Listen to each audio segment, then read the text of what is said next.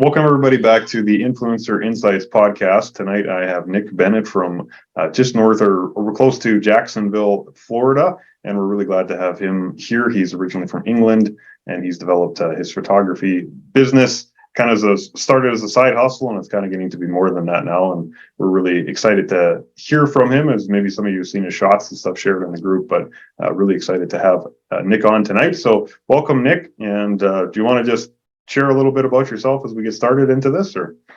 Sure.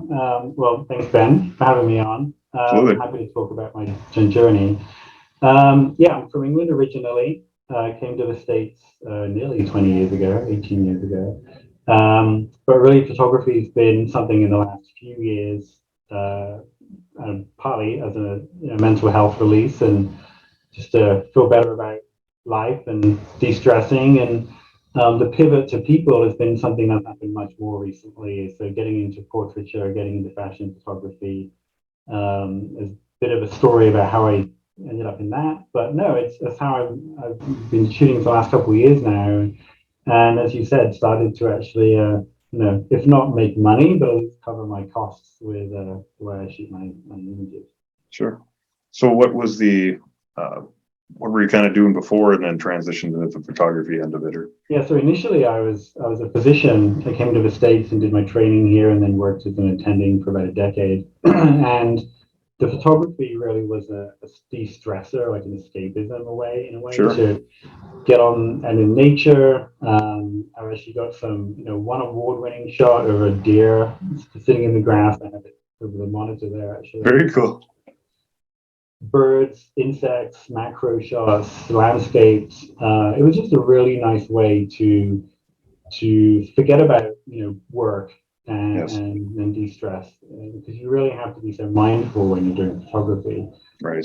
People I honestly find really intimidating. So I think, as I mentioned a few minutes ago before we started recording, yeah. When you're shooting a bird or shooting a flower or something, they don't look at the back of the camera and say, "Oh, you made me look terrible." And I didn't want that to happen. I avoided photographing people out of the fear of failure, really. Sure. So how long did you do the kind of landscape nature photography before you finally bit the bullet and did the portrait stuff? So it was probably 4 or 5 years, and even after I started working with people and doing more portraiture stuff, I was still doing it. I can still go out and shoot a decent macro. It's easy to do nature for me, but it's not something that I get the same buzz out of as working with people. Yep.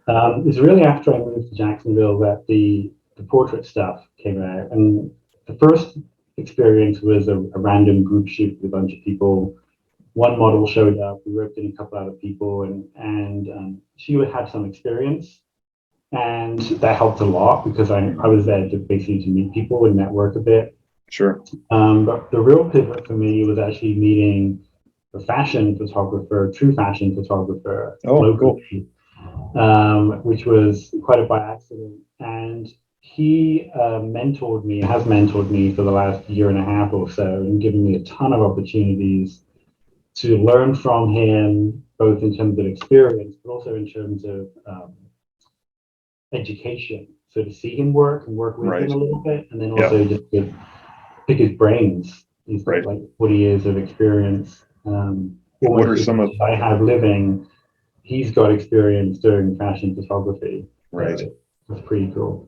What are some of was there a highlight opportunity or some moment, some kind of shoot you guys did together that's a real standout since you've been working with him? Or? It was actually. So it was probably close to a year into the mentoring. The very first shoot that I'd been with him on, we met a model, her name was Julia, and I was not primary shooter, and I wasn't even a secondary shooter. I was there just to kind of get behind the scenes stuff, and I honestly wasn't sure I was going to be allowed to take any photos on. Can be an issue, right? Right. I mean, there's confidentiality with embargoing. We worked with a local designer, and he was there, and he was like, "Oh, should I just take whatever you want?" I was like, "Okay, so I'll get some shots." And because I wasn't using the same gear, I wasn't using the high-end, long professional lenses that my mentor was using. Right. I had to shoot from a different angle. I had to get a little bit closer. And that was the start for me of realizing what I like to work with, Right. but also having this huge advantage of working with a model who knew how to move, who knew how she looked, Yeah. who knew how to emote and work, and how she worked with the camera with me, and Rudy, my mentor, was different. Well, months and months later, there's another test shoot, and we're actually working with a different emphasis. It wasn't working with a designer; it was working with a hair stylist. Right. But Julia was a model again. Oh. So this was like another shoot with someone I knew, who I knew liked my work and liked my photography, and we were working down in St. Augustine, down by the Castillo, the castle there. And I shoot primarily film now. 95% Sure. of my work is film. Right on. And one of the challenges with shooting film is you have a finite amount. Yeah. Yes, There's you have an a finite space on your SD card, but Right. frankly, it's not the same as a roll of film. So, right? yeah. So Rudy had her in the shade. It was very flat lighting. It was very intentionally that way because he didn't want dark contrast or a lot of highlights that would be burned out or shadows that would be lost. Right. And his focus was, he's a true fashion photographer. He has a slightly different eye to me. He has a very feminine eye. And his focus as fashion is about creating an image that's as much to do with the clothing as anything else. Right. Yes. So yeah. I could see that the sun setting behind or in front of us, so behind Julia. Yep. And I waited. I didn't waste my film. And then when he was done, he's kind of watching me, and he's like, "Are you going to do anything?" And I said, "I've got my plan." So I waited until he finished, and then I had Julia step out into the sun. And then I had her just like lift her hands up behind her hair and kind of lift her back. So I've got these absolutely stunning backlit images of her hair just glowing. Right. And she's got her eyes closed, and there's very different emotion there than the fashion work. It's completely different. Yep. And then Rudy starts getting shots because he sees what I've done. And it's funny because afterwards he said, because I kind of took control of the shoot at that point. Yep. And afterwards he was joking with me, and he says, I don't mind you putting a 2 cents in, just don't make it 3 cents. But he's asked me to do that at times. He's asked me to direct shoots. Wow. To kind of see, I think, what I can do and how I do it. It's not a comparison of skill so much as it is, what's your eye? Where are you coming from? Yeah. What do you think would work and what doesn't work? Yeah. And it's clear that we're different. He's my main mentor, and I've learned a lot from working with him about shooting fashion. But one of the things I've learned is I don't want to shoot true fashion. There you go. Which I think he's a little disappointed about. Yeah. I much prefer this kind of intimate portraiture stuff. So he's standing way away with a 300mm lens. Yeah. And then I'm much closer with like an 85 or a 180, getting a headshot. And it's a different vibe, and it's a different environment, and it's a different interaction with the model as well. Yeah. When he's on a campaign shoot, they have in-ear headsets, and they're kind of remote controlling everyone. Right. They can be 100 yards away. It's a very different setup when you're doing a true fashion shoot. Yeah, a lot of pressure on that too, though, right? So. Yeah, huge pressure because you need a lot of control. The money that's in fashion is absolutely insane. It's ridiculous. Yeah. Yeah. Cool. That's good. You mentioned before we jumped on talking about TFP and stuff like that a little bit. What have been some of your experiences working with people, and how have you, I guess, improved that yourself or found your own methods in that? Yeah. So obviously when you're starting out, I think TFP is absolutely phenomenal. And it's the way that I think models and photographers have worked together for eons. Everyone benefits if the right choices are made, with the right photographer and the right model, and you put some thought into it. Everyone really wins because you get your portfolio, obviously, but you can also learn from each other. Right. And that first group shoot that I did was basically just to get together working with people. No one paid, no one charged. It was just a fun time. Group thing. Yep. And some of the work that I've done since then has been TFP, and there are challenges with that. I haven't experienced this as much as others, but I think that I have experienced some of it actually with some of the group shoots. Is people don't show up, and Right. you almost have to book 6 models to get 3. Yeah. And it's not always clear why that is. Right. Photographers in general, I get the impression they will generally show. Yeah. If you have a fun group shoot meetup gathering for a portfolio session, you'll get 6 photographers, and 3 models will say they'll show, and then 1 will. Yeah. And that can be frustrating and difficult. Yeah. So honestly, when I go to those shoots, I go with the mindset that it may just be a networking opportunity. It may just be a chance to meet other photographers, talk about gear, Yeah. experiment a little bit. And one of the first shoots, I joined a local group who does that now more regularly. One of the first shoots we did, no one showed at all. And it was just us, the photographers. Great. So some came, some went.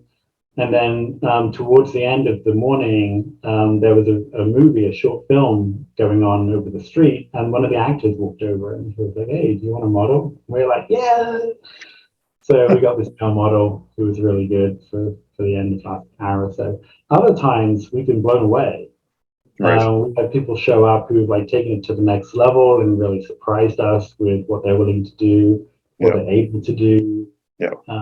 We've had group shoots where you get the newbies who just throw themselves in and end up taking over with their energy and their imaginations. Yeah. And that's really cool. It's really fun to see. And then you get the newbies who are there to learn. Right. And then the experience is one of gentle mentoring and education and finding out where people's comfort levels are with who they are and what they want to do. Yep. It's a very collaborative process.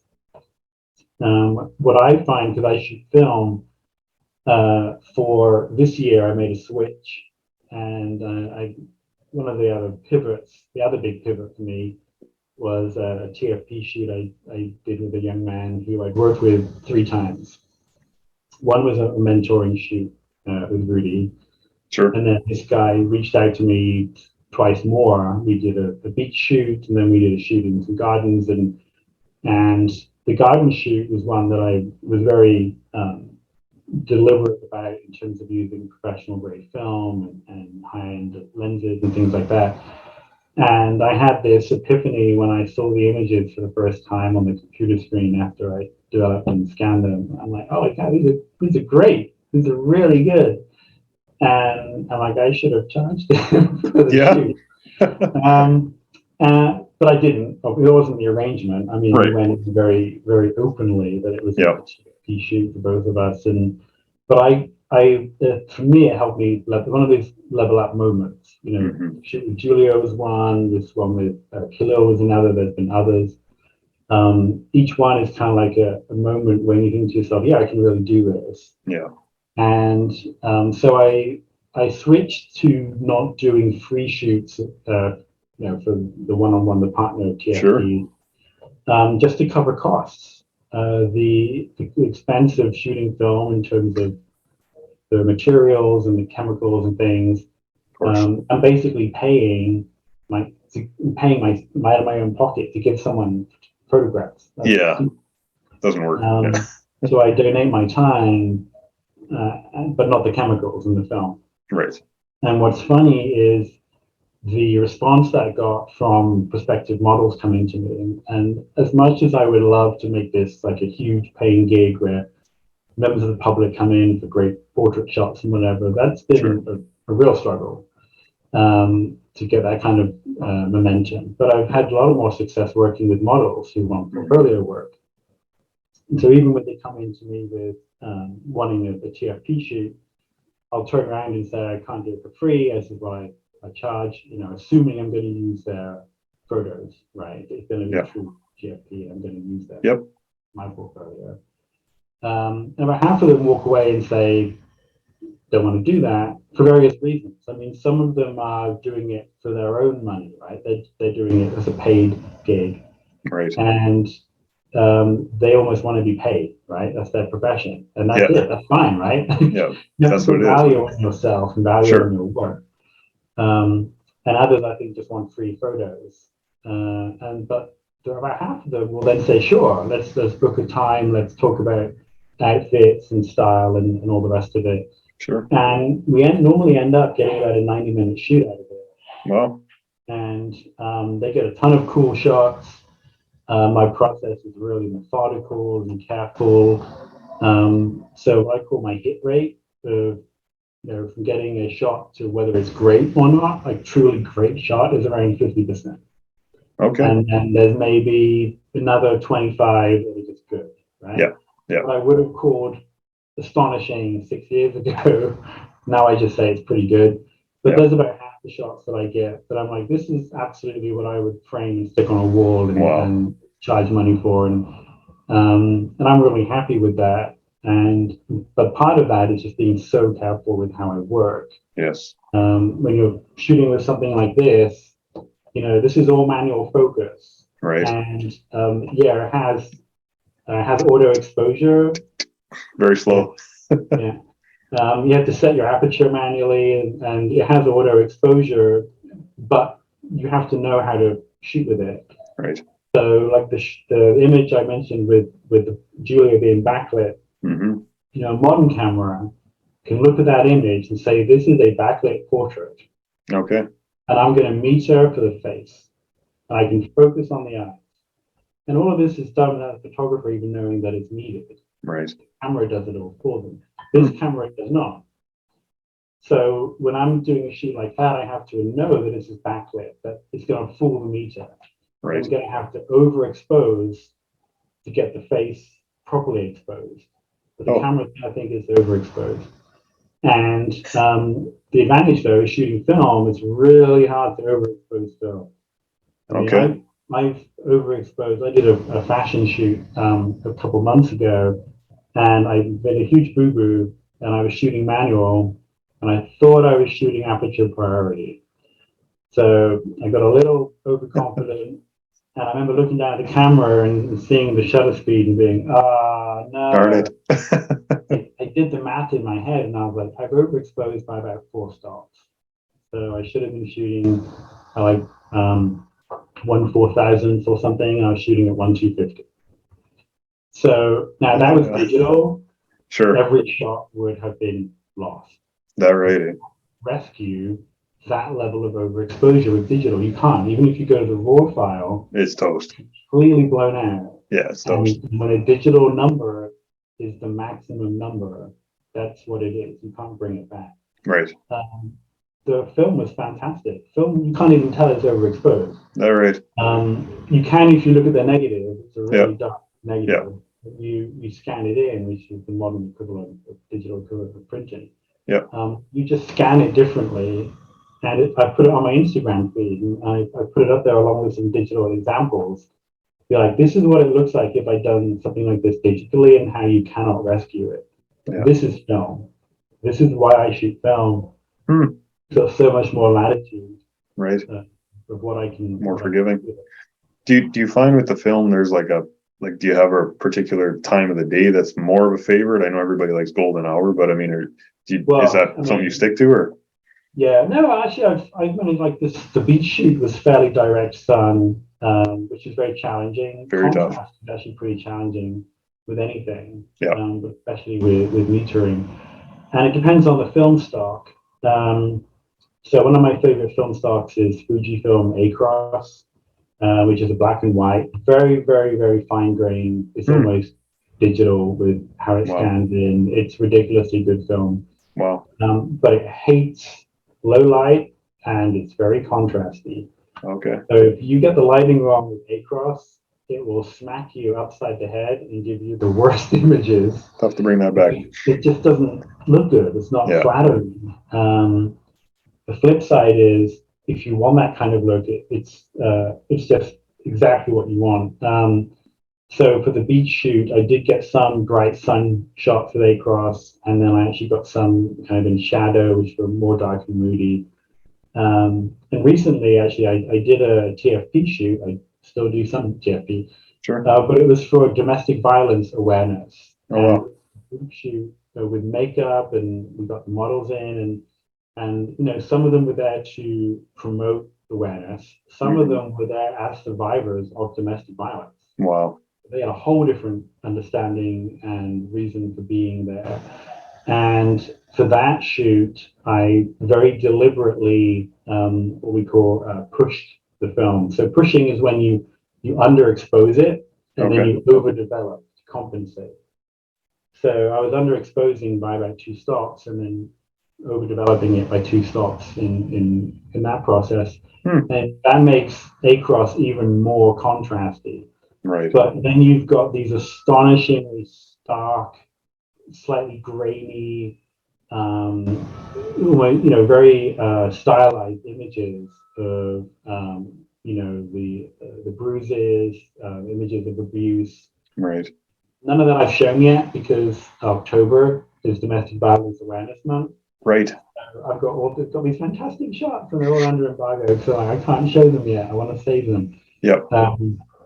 But that's one style I like. The other one is Kodak Portrait 116. Okay. Which is, very, very forgiving. And the 160 is the speed.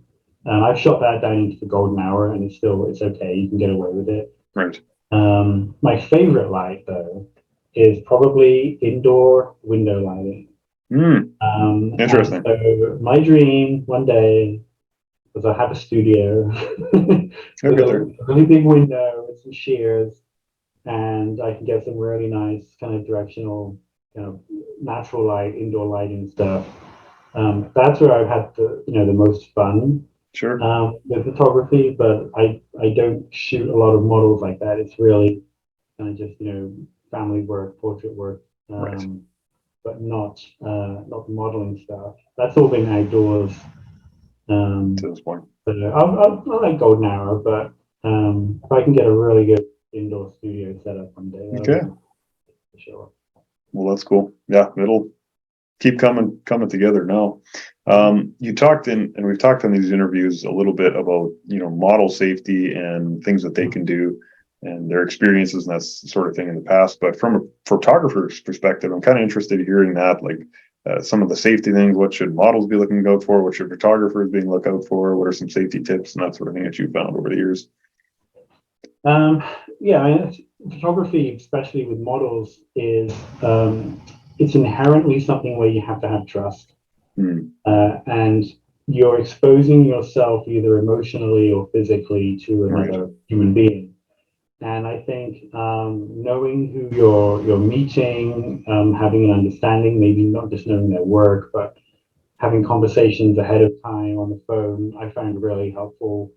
Sure. Because apart from just building a relationship and getting to know someone a little bit, it's also setting expectations such that when you're in the moment, when you're doing the shoot, you know kind of exactly what's expected of you and what's not expected of you. Right. And it takes away, perhaps some stress and some trepidation from both sides.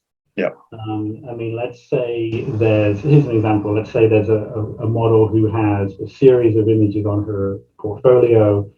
Some are fashion, some are bikini, some are more kind of intimate portraiture, even boudoir work. And so you know what she's comfortable doing, but then in the moment she shows up in a business suit, and you're like, it really wasn't what I intended for this. But then how do you approach that? Someone who you barely met and you haven't. Do you just ask her to unbutton? Do you ask her to, you pull up an outfit from your suitcase or whatever? Yeah. You have to have that awareness and that comfort level, because it's the problem for both sides, right? Sure. The models I know can feel a ton of pressure in the moment to do things that they're not comfortable doing, and they shouldn't do them, right? Frankly, if they pressure you to do something, freaking walk away. And from the photographer's perspective, there's embarrassment. So how do I approach this? What if it comes across the wrong way? You know, what I thought we were doing this type of shoot, we're doing a different kind of shoot. Yeah. And you don't want to come across as skeevy or dangerous or unsafe. Of course. And one way, apart from being planned, prepped ahead of time, having people on site with you, bring a friend, have someone around, and from the photographer perspective, having chaperones if you're, particularly male photographer, but it goes both ways. Having someone who can be there as a, so you don't get accused of things that aren't true. Yeah, as an assistant, exactly. My daughter's asked to come along to shoots. Oh, cool. Which is great. Yeah, she's getting into photography. Awesome. She hasn't got as many cameras as I have, but yeah. She inherited one of my digitals from me. She's got into some infant photography, and one of the paid shoots that I did, she came along as an assistant, and she got some behind the scenes stuff that was almost as good as the stuff I was getting as the paid tog. Awesome. Which is a bit awkward, but no, it's awesome. Yeah, it's really good. It's fun. Teaming it up. So, do you mind sharing a little bit more of some of the equipment you're using? I know you had some cool cameras that are sitting behind you. I've got a few. Yeah. So this is one that I've become my go-to now. It's a Nikon FG from early 90s, film camera, obviously. Right. And it's funny because I've gone through so many different bodies that I ended up falling under this one for whatever reason. Yeah. It's really small and light.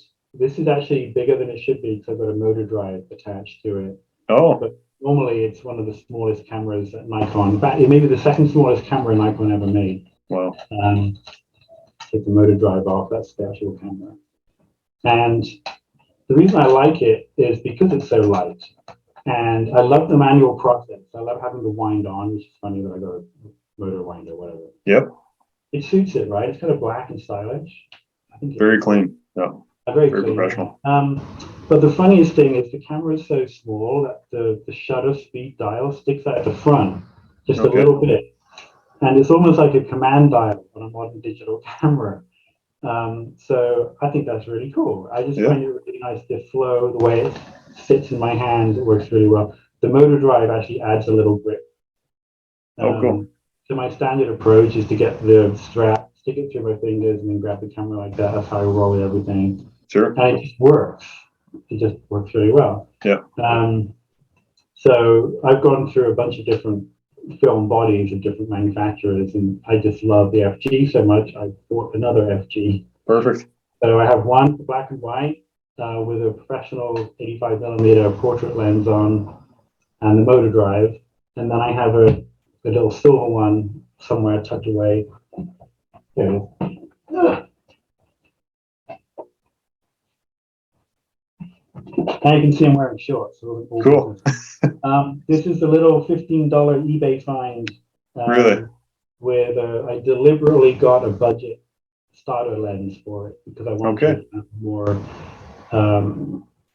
lo-fi almost instead of hi-fi look. Yeah. And this is what I shoot my color film with.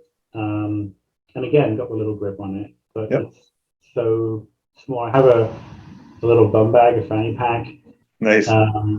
That I use for going on touristy trips or whatever. And this actually fits in that bag. It's almost as small as a little. Yeah, it's compact. Yeah, the lens. Yeah. So, so that's my standard gear now for doing portrait shoots. I have one FG with color, one FG with black and white. Perfect. Fashion shoots is this beast, which is the Nikon F4. This is a professional camera from '88. And in 1988, this is $2,000. Wow. In 88. Now it's around 200 on eBay. Yeah. So it didn't hold its value very well. No.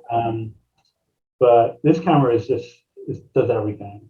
It's very heavy. Mm-hmm. There's a joke that you can use it on street photography because if someone doesn't like you taking a picture of them, you can use it in self-defense. Right. It's a very heavy camera. Right on. And this is a lens that my mentor lent me to test out that I'm struggling with because I want to love it. It's an 80 to 200 zoom. It's a professional lens. It's f2.8. So it kind of covers the range that I shoot in, right? Yep. I shoot in from 85 to 180 normally, so this covers that range. But oh my God, it is heavy. Yeah. It is ridiculously heavy. Lots of extra weight there. So it's the lens is the same weight as the camera, and this camera, I could take both of these FGs together with lenses, and they'd weigh less than this. Is there? Yeah. So I'm not sure about this. My mentor says that I'm spoiled because I should get used to shooting with proper gear. Right. But I don't know. I'm going to have to do a proper test shoot with it. Right. To see how it works. It's a good lens. I mean, there's nothing really wrong with the lens. Sure. I'm having a hard time saying A lot of is weight. it better than what I currently have. Right. The biggest advantage right now is instead of changing lenses, unclipping, unscrewing, and then I can just, zoom in, zoom out. Yeah. What's a lens like that worth? No. That one is 250 at B&H right now. Okay. I looked at that. So it's enough depending if you need it or not. Yeah. Yeah, it's an older version. They've made a couple of generations of lenses newer than that, but apparently this lens was made for this camera. They were contemporaries at the same time in the late 80s, early 90s. So, right on. What about hoping to try that? What about any other equipment that you carry along with you to carry reflectors or lights or anything like that? It's funny, I do have reflectors and I've used them, but I've used them usually because someone else remembers to bring them and hold them. Right. I'm so used to making do with what I have. So I find good light and then I put someone in it. Yeah. So I've definitely seen the benefit. One of my best shots was at a group shoot with a local model, and it was maybe 6 different photographers there, and they were very well organized. And I was there really still learning and getting used to the kind of fashion style, the fashion flow. And she was great as an up and coming model. And but at one point we had a backlit golden hour sunset shot, and she's almost completely in shadow. So we would have had a lot of contrast in the scene. Well, of course, someone has a gold reflector, and it just transforms the image. And wow. So I do have one, but I don't use it as much as I should do. Right. I always bring a tripod and never use it. Is that right? So normally what I bring, I'm ridiculous now. I normally have about 3 cameras with me because I can never decide what I want to shoot with. Sure. Especially if it's a group shoot, if it's a model shoot, I generally know exactly what I'm doing. And right. I'm creating some good lenses and cameras. I generally shoot primes. I don't use zooms. It's just my workflow. And partly it's also the lens quality. Like one of my caveats with this professional 8200, I did a high contrast test shoot and I found some chromatic aberrations, some color fringing. And then I did the same shot with my, prime lenses, and the lens is not there. So I'm like, so what do I do? I got that slightly better quality with the prime lenses. It's a hard life. So I generally will have 2 or 3 bodies. If I'm using the FG, I'm bringing 2 bodies, but they're super small, so it's not a problem.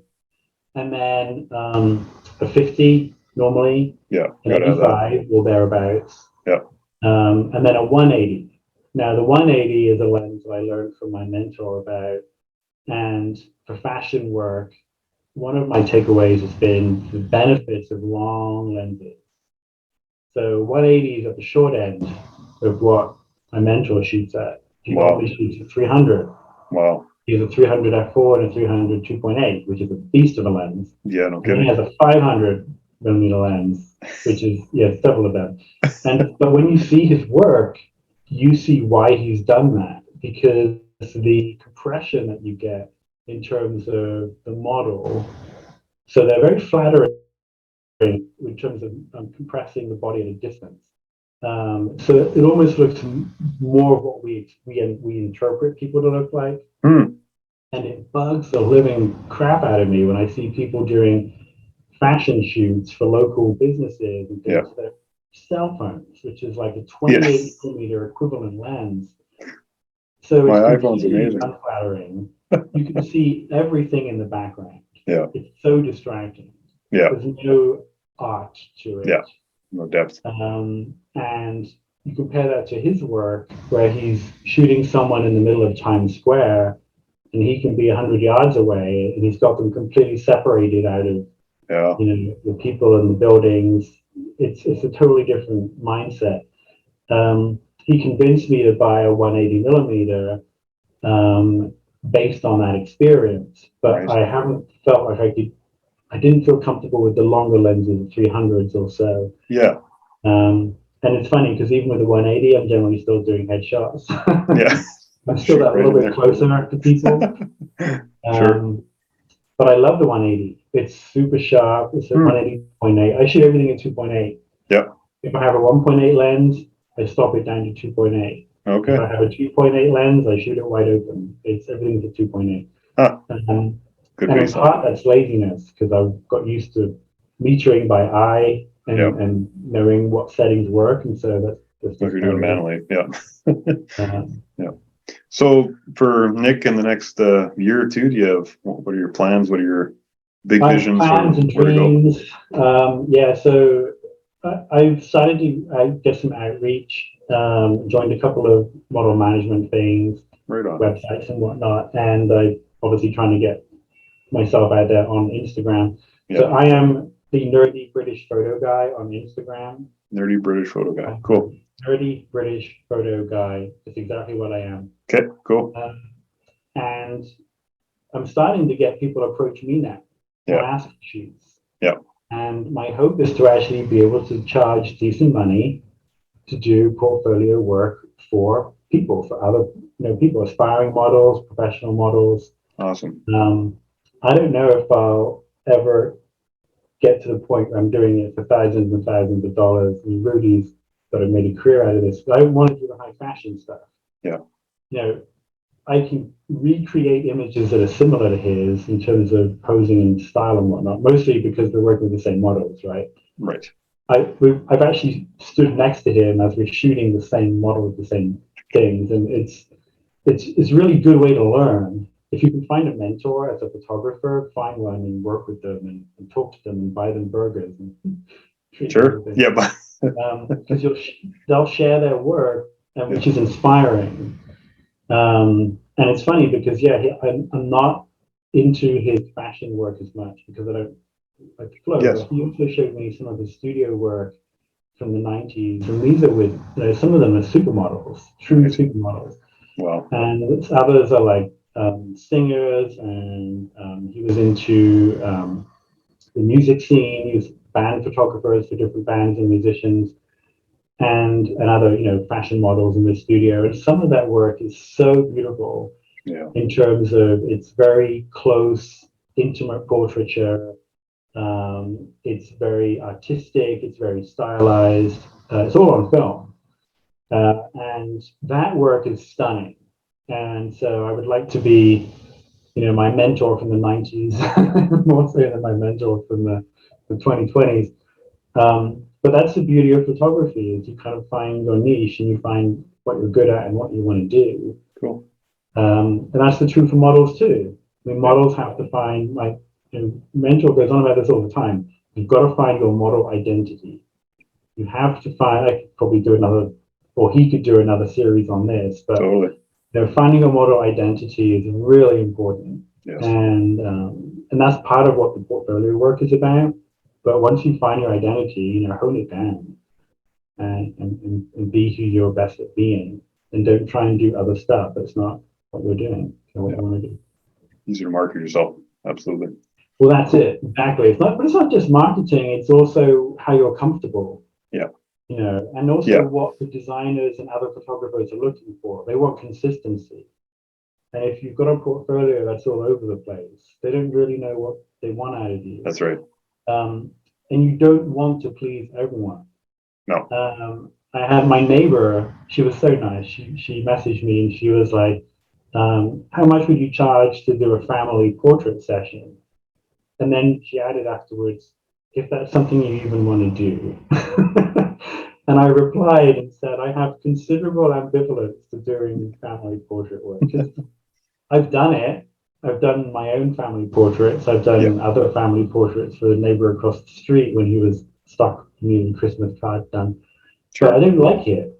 Like, it's not what I enjoy. Right. And whereas if someone writes to me and says, you know, I'm an aspiring model, I want a portfolio session, I'm like, this is awesome. I can totally do this. I know I can do it. I know how to do it. We're going to create great images, and you're going to love them, and I'm going to love them. And so it's a very different, you know, learning what you love is cool. Yeah. But I didn't expect that when I started photography. I didn't expect to want to shoot people. Well, that's very cool. Well, we do really appreciate your time, Nick, because I know there's a lot to give and everybody's asking, but the group really does appreciate your knowledge sharing and all of the things that you've done for the group already, but also sharing your insights tonight. So any closing thoughts before we shut her down? You got one last piece of advice you'd give anybody that wants to get into this? One last piece of advice. Yeah, I guess I would say be prepared to push yourself out of your comfort zone. Sure. And that definitely applied to me. All right. Shooting people and approaching a 40-year veteran of the fashion industry and then joining him on shoots. Right. That was so much out of my wheelhouse, but I did it because I thought I might learn something from it. Yeah. And from the model perspective, I've seen this again and again with the models that Rudy, my mentor, works with. They come to him, they get some amazing shots. Yeah. You know, they're basically getting free work with someone who's an expert and a respected veteran of the industry.